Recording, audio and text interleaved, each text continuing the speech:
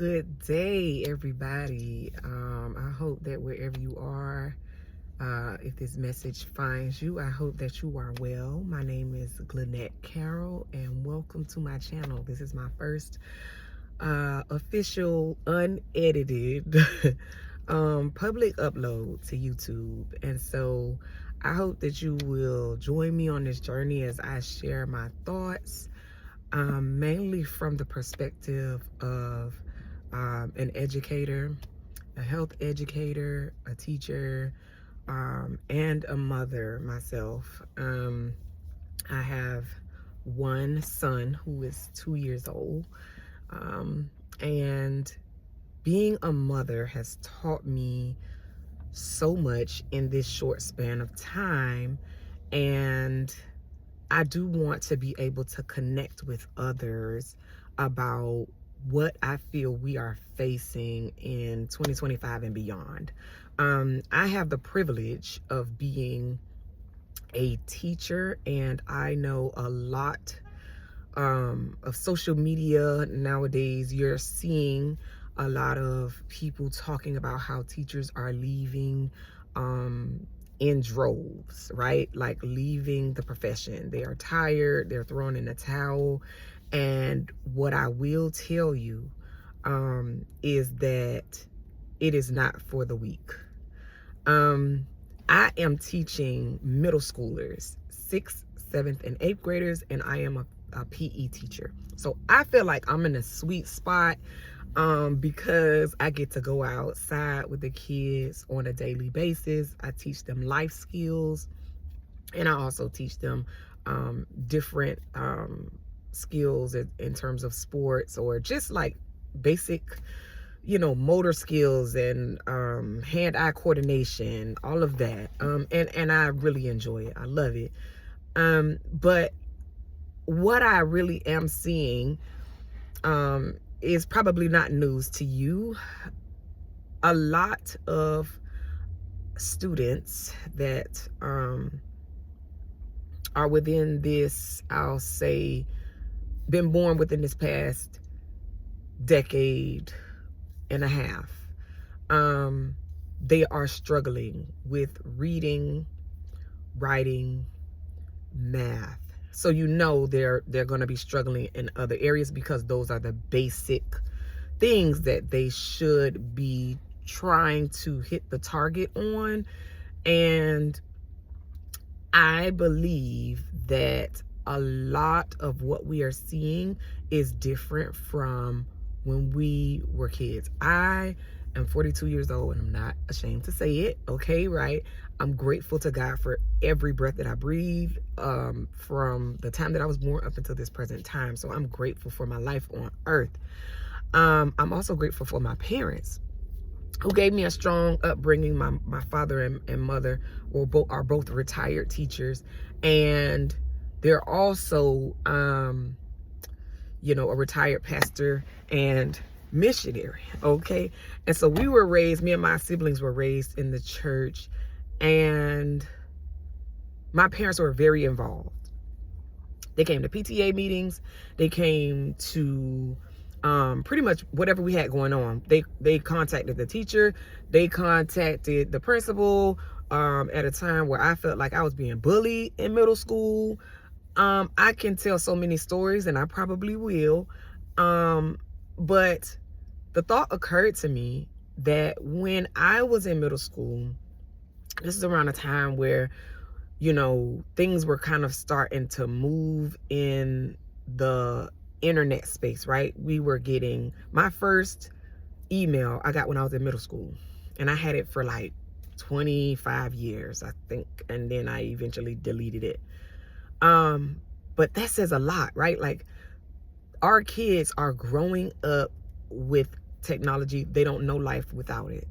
They think about it. They don't know life without cell phones and the internet and TikTok. And if I say Facebook, they be like, Facebook, what? Because obviously, I guess I'm too old, right? Because I'm on Facebook. But they have all of these social media sites that they're on, and they would literally feel like they're dying without it.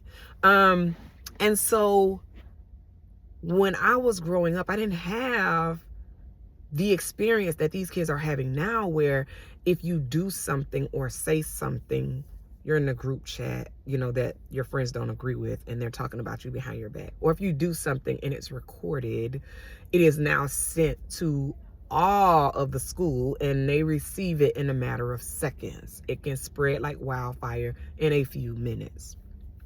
Y'all forgive me because I'm sitting out here and I'm in a plaza where I'm going to pick up my son soon, but I had to make this video, so I'm looking all around, just kind of trying to be aware of my surroundings. But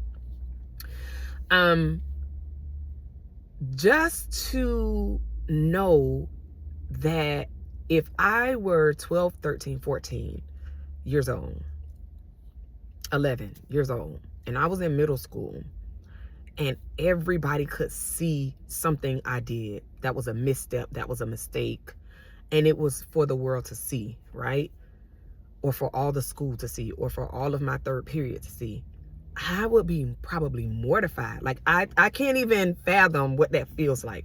But some of our kids probably have had that happen to them. And if they haven't had that happen to them, they've had a friend who that's happened to. I am fully aware of it. I hear it all the time because the kids talk so loud in my class. They tell all their business. Some of them come and tell me their business. They feel comfortable telling me their business. It's TMI, too much information. I don't need to know all that.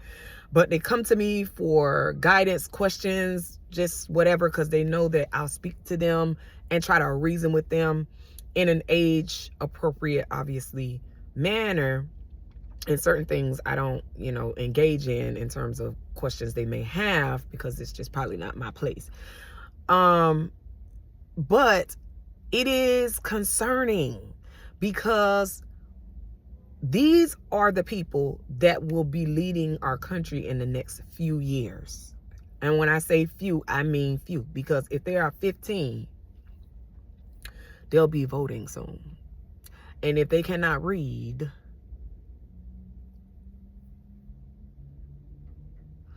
what are we doing here? And so I have a few things, because I wanted to kind of highlight one of the last messages that I did see about it. There was a lady, and you might have seen it circulating. She has on like blue scrubs and there's a W on it, so I'm assuming this is the logo from Walgreens. And she was talking about her classes. I don't know if this is a second job, but she quit and she's working for Walgreens or whatever the case is. But she was talking about, she has on big, pretty glasses, and they're like black and white. And she was talking about her students and how they feel really entitled. They feel like you have to kind of help them through everything. They're pretty much like lazy. They don't want to do the work, and they're unable to do simple tasks like write a paragraph, which is 5 sentences. In my experience, I've seen kids who write, but they can't read their own handwriting. Like, it's like chicken scratch. Like, I'm looking at the paper and I'm like, I don't know what this says.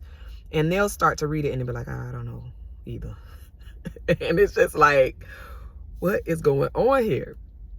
And mind you, again, I'm the physical education and health teacher. So I can only imagine what a science teacher or a civics teacher or a language arts teacher or a math teacher is experiencing when a child comes to them and they're trying to teach them a certain concept, but they don't know the basics. So if you don't know the foundational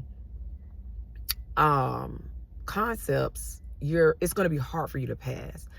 As parents, my son is 2 and he goes to a daycare where they speak predominantly Spanish, so my baby is bilingual. Okay, now sometimes he comes home and he's saying things and I have no idea what he's saying, but I did this intentionally because I want to be bilingual. So hopefully as this channel progresses, I'll be able to show off some of my Spanish skills. And if you would love to help me, I would gladly appreciate your help in learning Spanish, because I took French in high school. But I do want my baby to be bilingual because we live in Miami, and in Florida, that is one of the languages that is predominant right now, and especially in Miami. And so I definitely want to highlight again that I feel like as parents, we need to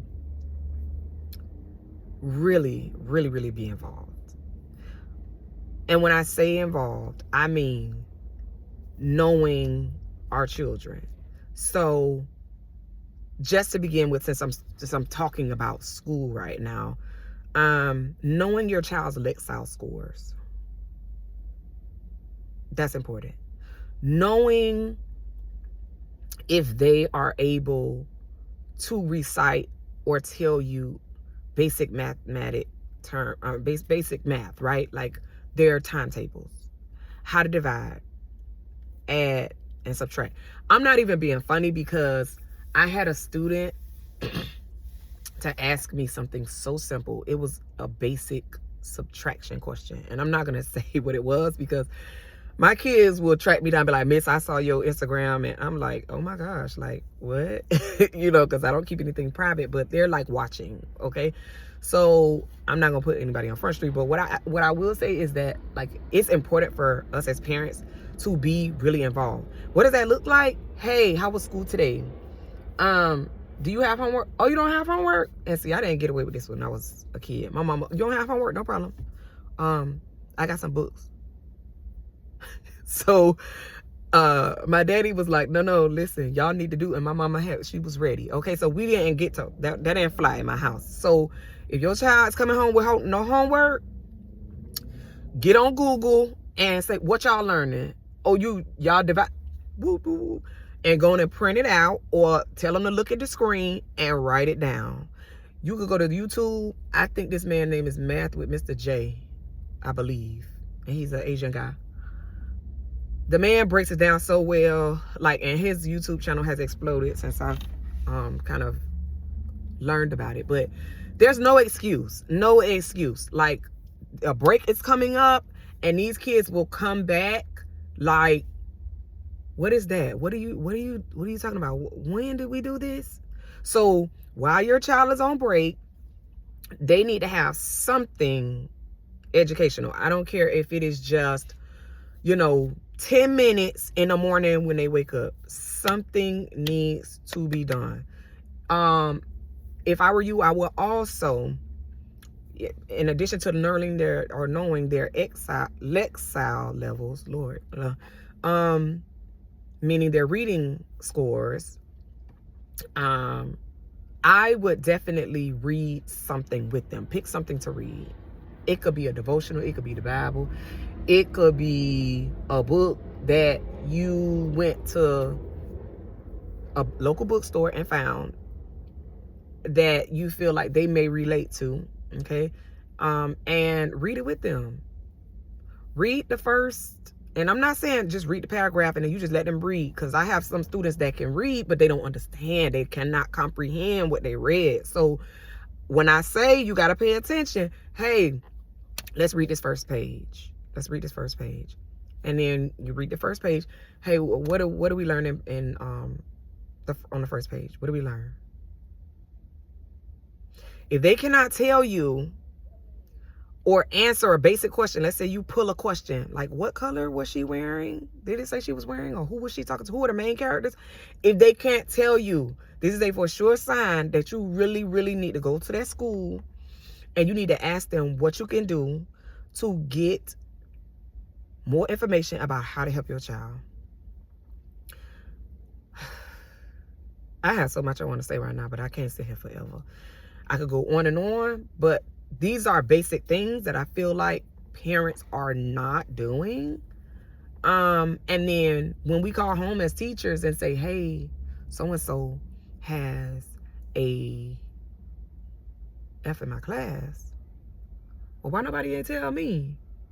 Why am I just hearing about this? Well, this is the 4th week of the 9 weeks. We're halfway through. They have a chance to bring this grade up. I just wanted to call and discuss it. Now, I have some parents who will never answer the phone. I have some parents who change their numbers often, and that might be because They can't afford the bill. I don't know, right? Like, and people saying we're in a recession, and I get it, you know. But the priority really, really, really has to be the kids. It has to be the kids. And I get it. You got to pay the light bill. You got to pay the water bill. You got to put food on the table, gas in the car. I get it. Because, listen, again, I'm a teacher. Now, thank God, you know, like, I'm not in the district, so I'm able to, you know, do better. But it is not easy doing it all. And I'm learning that, because like I said, my son is 2. And he's learning so much.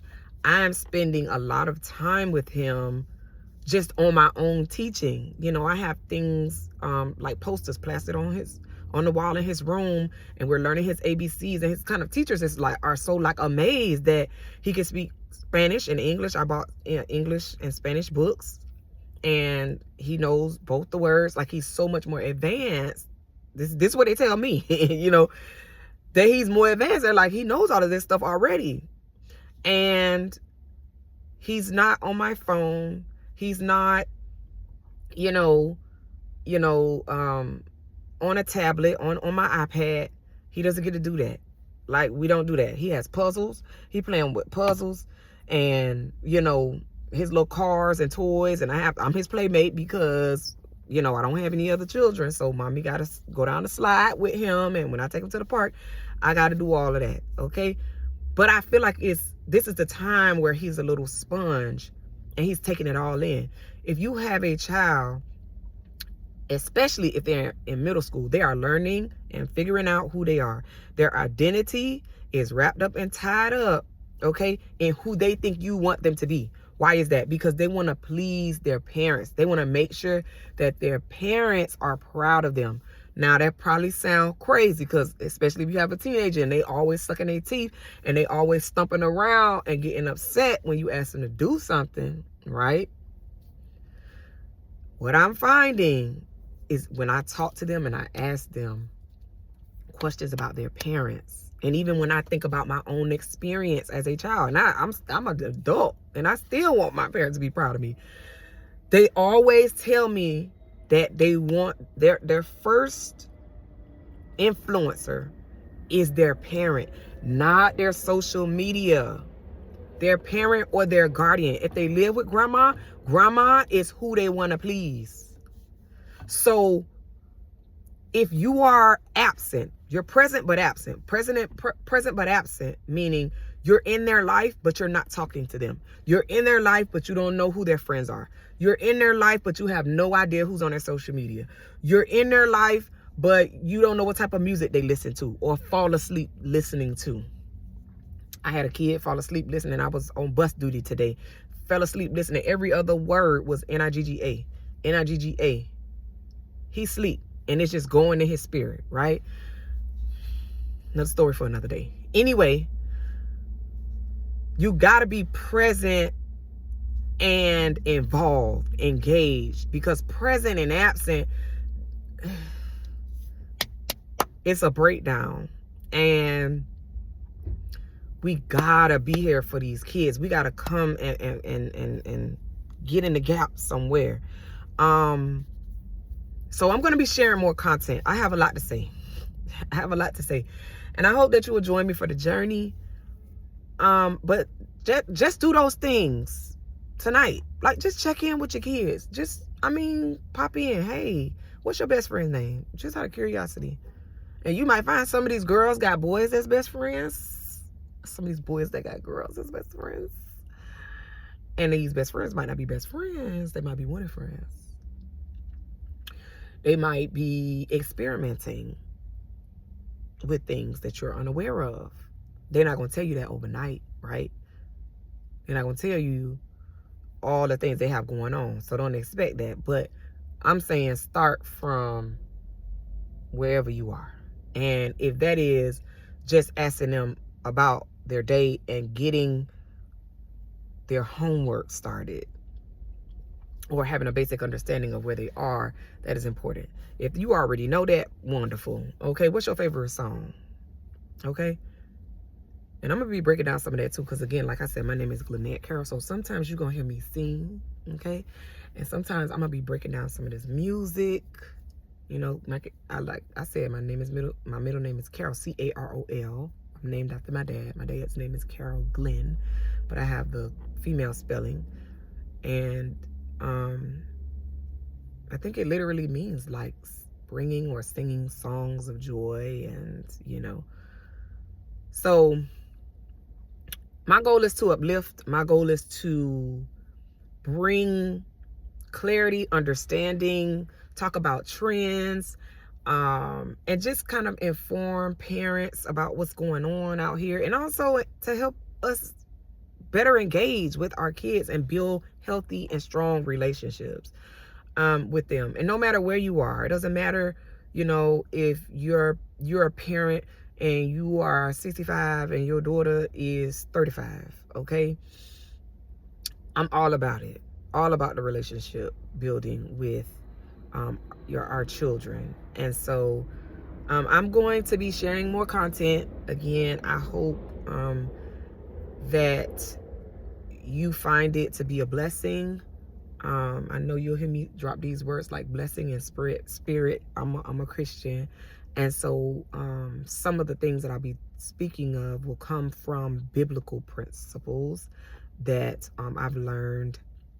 And I may even reference the word. Sometimes you may see me with my Bible, you know, and I may be sharing some things. And that's not to say that if you're not a Christian, it cannot apply, because it definitely can. But, you know, I definitely want to bring value to your life. And I hope that I am able to accomplish that just by sharing my own experiences and my own level of expertise that I have with you. I am a health educator. My degrees are in health education. I attended Florida for college, the University of Florida in Gainesville, and I attended Howard University for my master's. So shout out to UF, go Gators, and to HU, you know.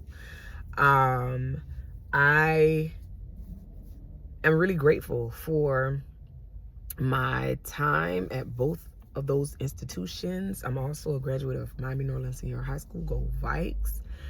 And I really feel like God loves me because he gave me, you know, such a wonderful upbringing with the parents that I have in the community that I have. And I'm also serving in that same community. And I'm grateful. So I hope to be able to give back to not just my community, but the world at large. I pray that God uses me as a vessel to bring knowledge, understanding, and also to point others to Christ and bring others to Christ, because that is my ultimate goal, to share about him. And so I hope that today has been a wonderful day for all of you. Don't forget your homework, okay? My friends tell me, and my family tell me, leave it to me, I'm gonna have them doing work. So I guess, I don't know. It's part of me as a teacher, and obviously it's kind of in my veins. Many of my family members are actually teachers. And when I say teachers, I'm talking about teacher of the year teachers.